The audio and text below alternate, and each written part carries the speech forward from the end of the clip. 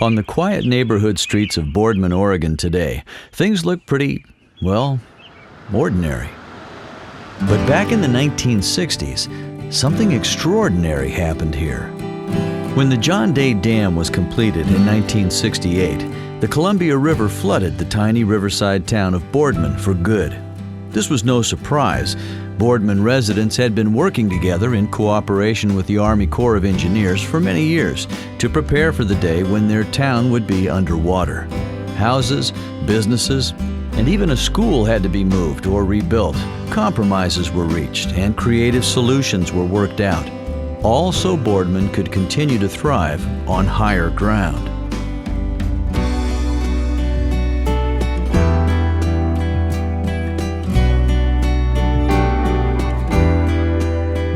To appreciate the spirit of folks in Boardman, a can-do outlook in the face of challenges past and present, it helps to understand the origin of this community, starting with the town's namesake.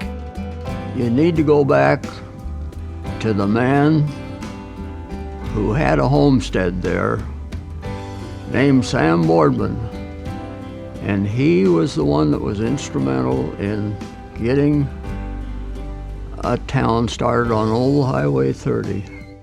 Sam Boardman was a neighbor of ours and a friend, and we bought property from him.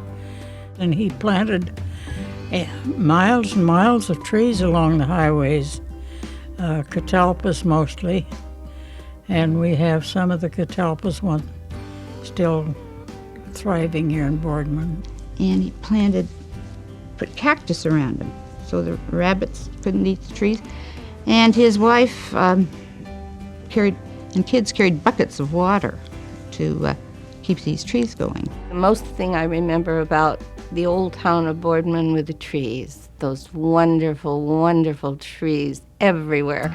Everything was kind of snuggled into a tree. There were trees growing everywhere along the river and the streets in Boardman, and just a wonderful, nice, shady spot in the desert. In the old town, they still had 5 service stations and a couple of restaurants and the Greyhound bus depot. On Main Street was the post office and a grocery store and a little apartment.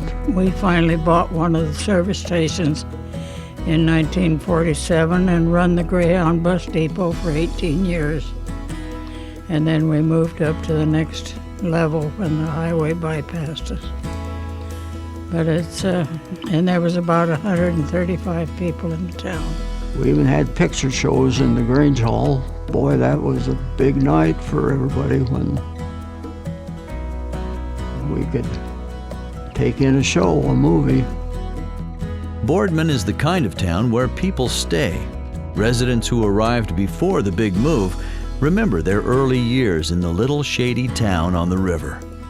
We moved here in 1936 in January, and my husband's parents lived here, and he passed away in the fall, so we came to help his mother.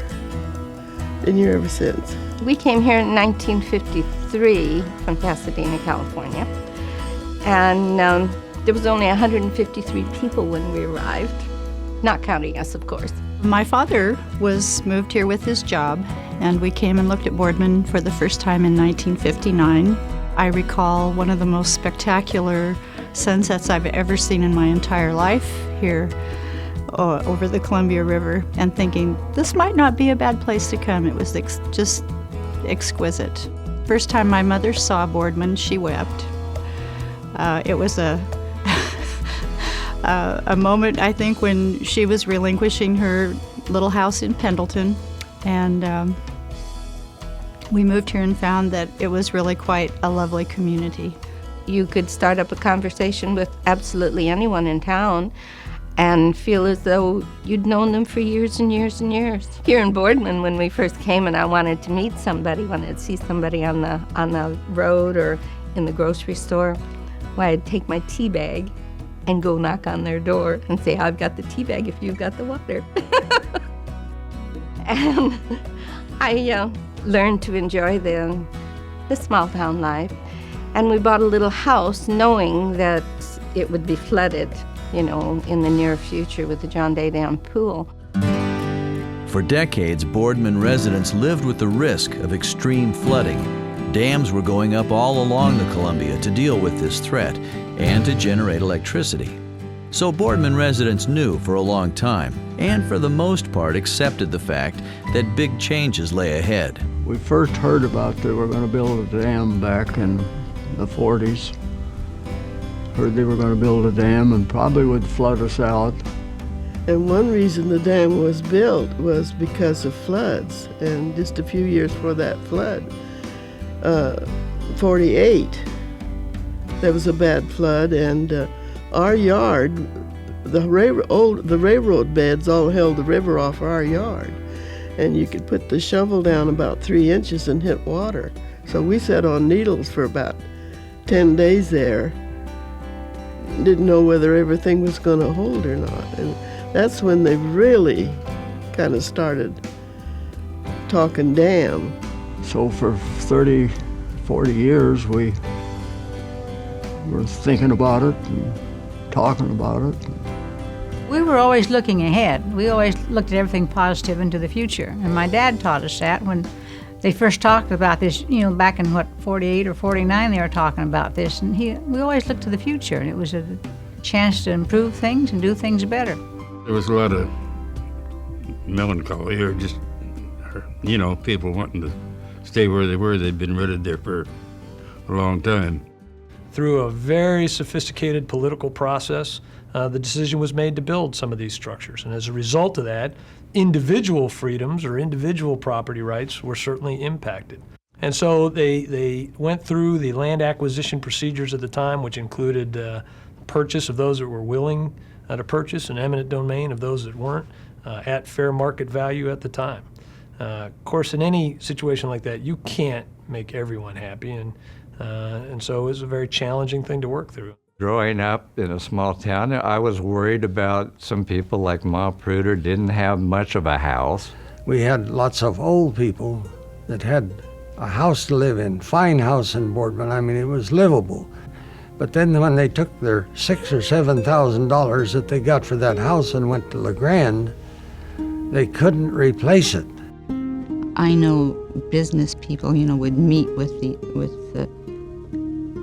the Corps of Engineers people over and over and over again with records and all their bookkeeping stuff and all this kind of thing. So, square footage of a house was kind of one thing, but the value of a business was something different, yeah. And for the most part, it would seem that people were very fairly taken care of. Of course, not everyone in Boardman was 100% satisfied with the compensation offered by the government. Buster Rands insisted that since his land would become waterfront property when the dam pool was filled, it should be valued as such. He took his case all the way to the Supreme Court. Well, you can only fight the Corps of Engineers so long, and if you want to go swimming, then you stay where you are. I'm sure there were some that fought down to the very last. I think the only one that really took a beating, and I think he did too, was Buster Rands, where he owned all that pork ground down there and didn't really want to sell it, wanted to hang on to it. It was not whether or not it was going to happen, but value of the land. And I believe the landowner wanted compensation because riverfront property, which it was. But it wouldn't have been riverfront property if the dam wasn't coming up. And so it was, but it was a very, very hard thing for this family. It really was.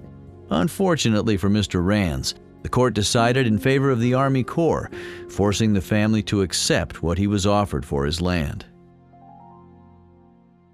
Facing a deadline for relocation, Dewey West was proactive in planning for the new Boardman. As the relocation administrator, he brought people from the community together, and through this collaboration, an innovative approach emerged.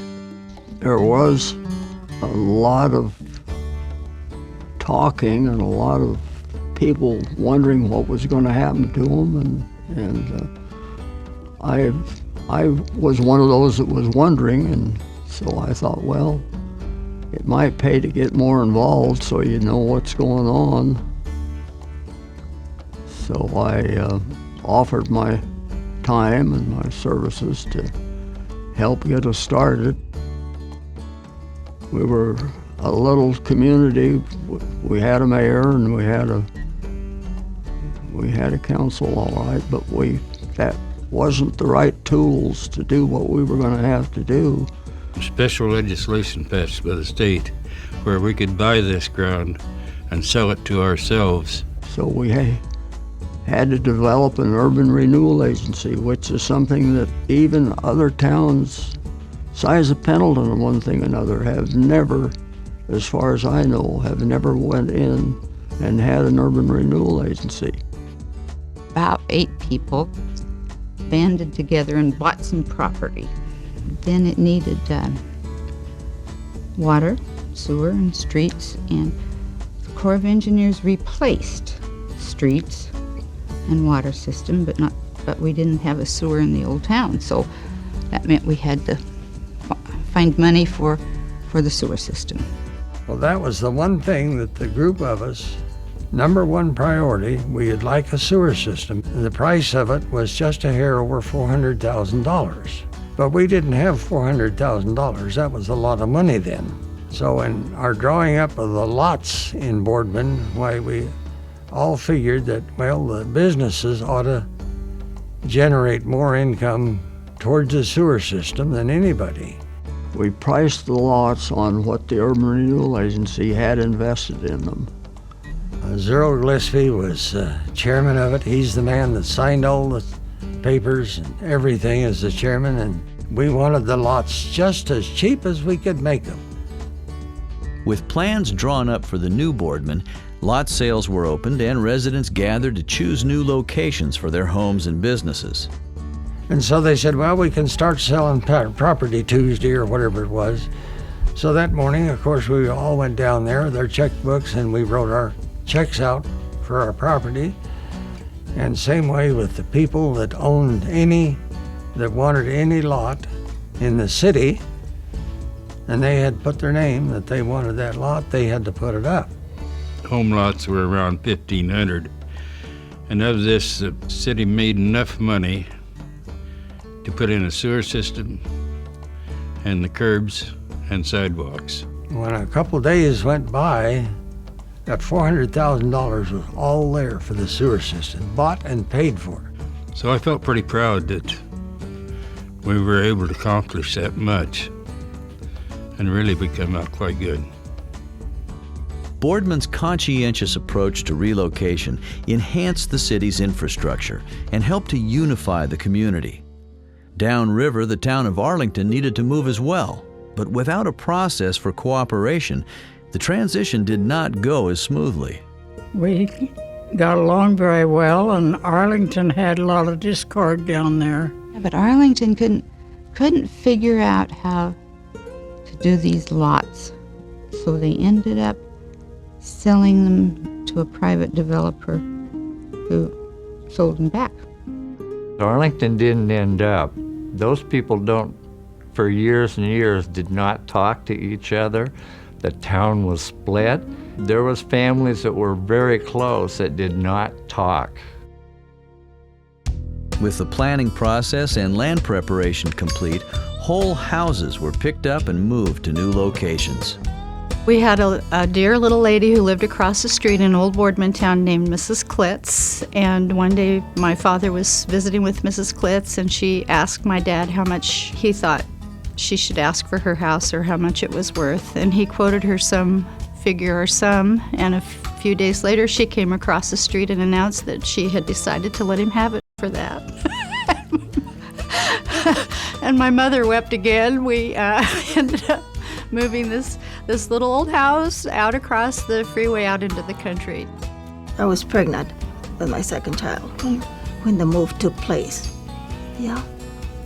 And yeah, it was a little bit hard. I have to admit it was, because the house wasn't settled yet. And that's what I can remember, that it was a little bit of a hard time, but nevertheless, everything got moved fine. When it actually started to happen, when you actually saw homes starting to be moved, trees being cut down, that's about the time I graduated from high school. And I remember Mom telling the story that the day that she had washed the dishes and she let the water out of the sink and it went down onto the mover's head, she decided it was time to get the cat and go. I remember seeing the house pulled out on the street there, and then there was one block on Main Street that Andy Gus, the house mover, had. There were still trees there. They hadn't taken them out yet, and he got as far as the new railroad tracks, and he left it on the railroad tracks then for a week or two.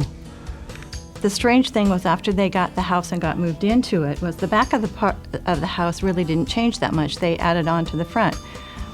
But going into the back part of the house and looking out a window and expecting to see what had been there, and there was something totally new, it was a little strange.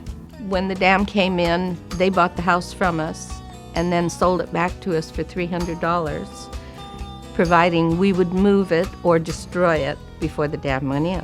So we moved it up to the new town, put a basement underneath it, and doubled its room, and just as happy as if we had good sense. Some people that don't look at it like something challenge, but they think that it's gonna be over. I mean, and no fun in it, I looked at it, so adventure, that's all. Zoe Billings was the first person to move into town with her trailer house, and we were the first people to move a house up there. And I would go down into the basement, and there would be scorpions crawling up the walls. So I'd always take a butcher knife with me and just hack at them, I don't know. I know I was the last one to move from the old town. I'd moved from the house I was in to another old house, and I didn't have things ready up here. And this guy from the Corps of Engineers used to every week. When are you going to move? And I said, I'll do it just as soon as I can. And well, you got to be moving. And I said, boy, it looks good on the front page of the paper. Poor widow lady with all her babies, and you throw her out on the street. But I got moved before they did that. But not much. One building that couldn't be moved up the hill was the Boardman School. A new school would have to be built. And because the school also served students from nearby Oregon, the project created a set of regional challenges, beginning with just where to build the new school. Oregon came down here and wanted to join Riverside. Well, they knew the new building was coming, and they wanted the building up there. But the Corps of Engineers said, if we build the building, it has to go in Boardman, because Boardman's the one that's being washed out. School board, in their infinite wisdom, paid this guy, and I think his name was Dr. Hummel, $2,800 for a report, for a study, what to do with this school. And he came back and said, put it halfway in between.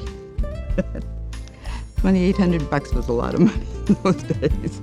It created a lot of hard feelings, unfortunately, but the kids really didn't mind coming down here. And I don't think you could tell the Oregon kids from the Boardman kids in the long run. The Corps was responsible for replacing the facilities that we had, and this was basically on a square footage basis. There were several designs that were bantered about, and the school board was not comfortable with any of them.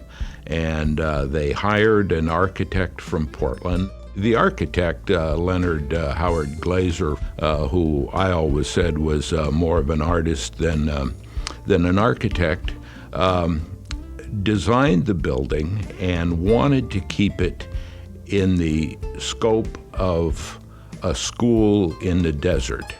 He was a very interesting architect with his idea of the organic kind of architecture and almost a sand dune type of effect with the the roof line, and the colors in the school. As plans for the new school took shape, a unique design challenge had to be overcome. Boeing had built a rocket testing facility near Boardman, so the school needed to be soundproofed against the noise of enormous rocket engines. In order to have a building that would eliminate that noise or keep it on the outside, the current building is very much soundproof, and even the windows were narrow and long, running up and down instead of sideways, and at least the sound engineers at the time determined that the bulk of the noise could be kept out of the building. Fortunately, I think for Boardman, that part of the Space Age Industrial Park never developed, and we were never bothered by the noise of rocket engines. With construction of Riverside High School underway, materials from the old Boardman School were salvaged, and the remains of the building were burned on April 5th, 1968.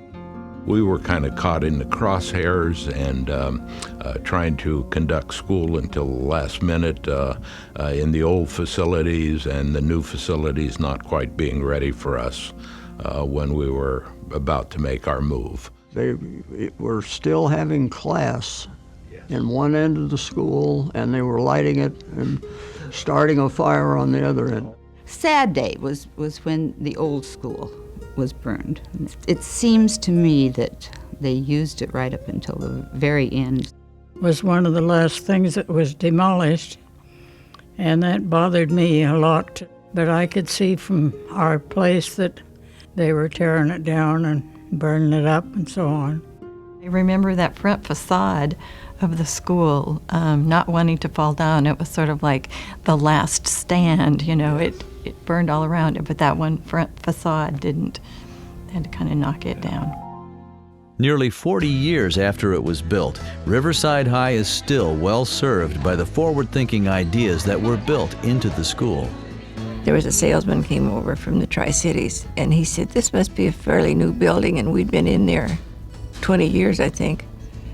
And I said, no, it's not. He said, I was in a building over in Tri-Cities that was just a year old, and it looked like it was 20 years old. He was amazed at how well this one was kept up. It was very modern to start with, very good.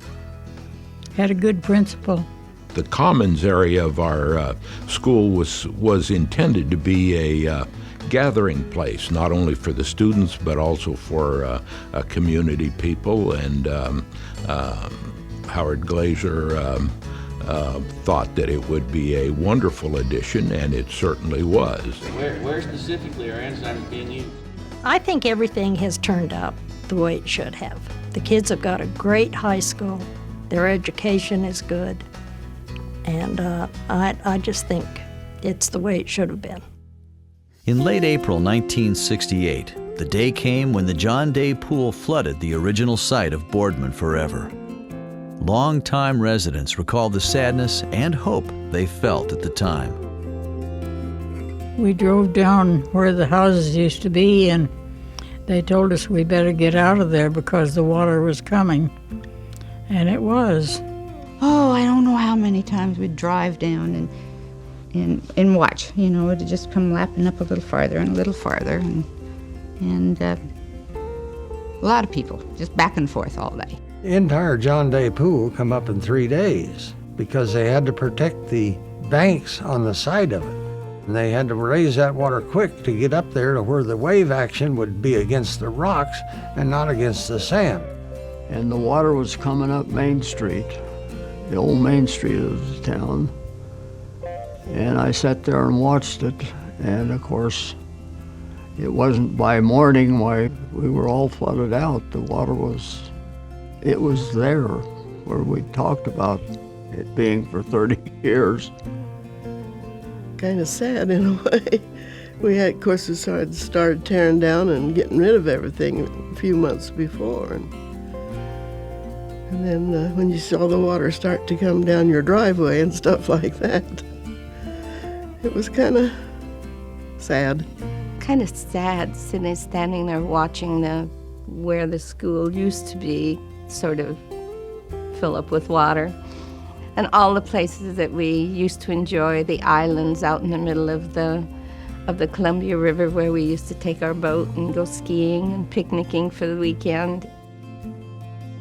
It was good to know that from that point on, we were going to start building anew.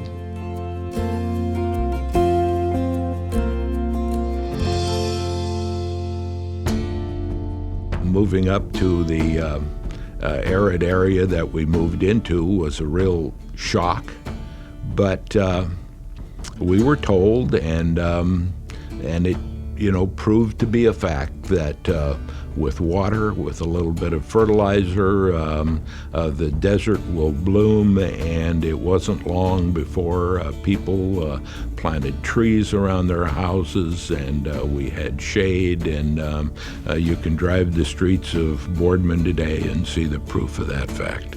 A very special congratulations to the town of Boardman on a very successful move. It's very apparent that it was a huge undertaking to create these structures on the Columbia. But the impacts are really significant and predominantly for the betterment of the region. The electrical power that's produced without the air pollution, without the nuclear aspects to it, without the dependence on foreign oil, without all these things to it is a very important contribution. And Boardman is one of those that is a success story. It's hard to say what, in my opinion, what the town would look like and what it would be now. It would not be the same. It opened up a lot of opportunities with the water to water the desert. The advent of sprinkler irrigation changed the whole country. It did. It brought in a lot of people, a diversity which makes it a much better place to live than the way it used to be. That's, one of the traits of the community is that it has assimilated so many people from different backgrounds into a community or a fabric that's warm and welcoming. The people of Boardman have been building anew ever since they had to move their town. The changes in the river have brought opportunity, progress, in the words of many residents, and the challenges they faced together brought out the best in this community. We were a very congenial group. It was just a good group to work with, and most of the time we agreed on most everything, and it seemed like everybody was pretty honest. If they didn't think so, they didn't think so, which is a good way to go. A group of people who know that they're going to have to do this. It's a big challenge. Taking that challenge and realizing what a small group of people really can do if they just, they step up to the plate, they take the responsibility, they decide they have to work together. And everybody was on the same plane, and so everyone felt that they had a say and a stake in whatever developed in their community, and that was Boardman. We didn't have the rich and the poor. We just had people. And I'm not sorry the way it turned out, and I stayed in Boardman because I didn't know at first whether to go to a bigger town closer to hospitals and stuff. And I'm glad I didn't now. Yeah, it's home.